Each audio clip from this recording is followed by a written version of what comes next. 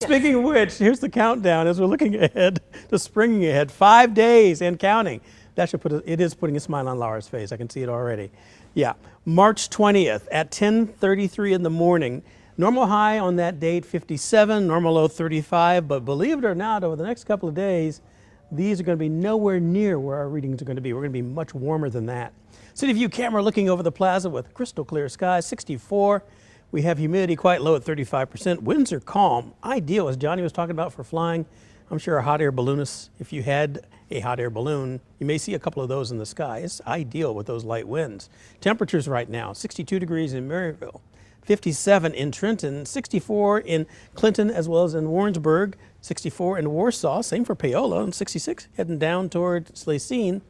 Here's a look virtually spotless. Current temperature out toward Lawrence, 64. And do you see a cloud at all? No, not at all. You don't see any rain either. Okay, there are a few clouds. I mean, you really have to look pretty carefully. But other than that, it's a blank map, and it will continue to be a mostly crystal clear sky.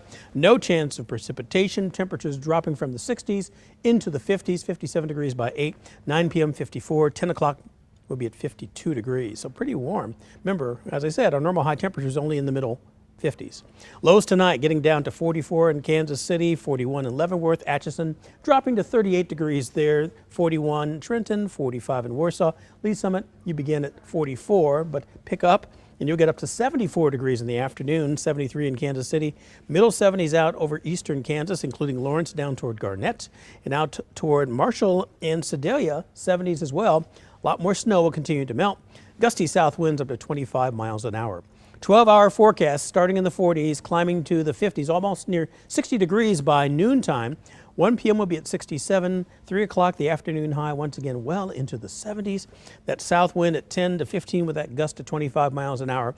But not many clouds. We'll start to pick up on those clouds, high level at first, heading into tomorrow night. Before heading into Thursday afternoon and evening, we have a chance of rain and a few thunderstorms.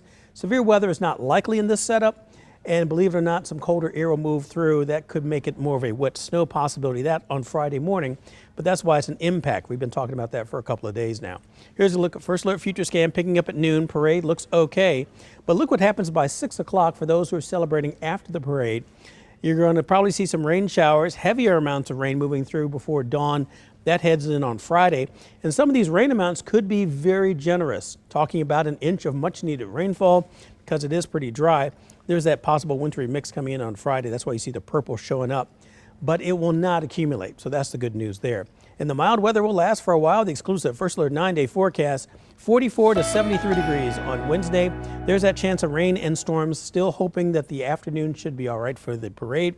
49 to 63 degrees then. Friday morning, chance of rain showers, possibly mixing with that snow. 66 on Saturday. Sunday, spring begins at 72 and staying in the 60s and the 50s for highs, and morning temperatures also pretty mild in the 50s to 40s. Okay, well, the 30s was still a lot warmer than you'd expect.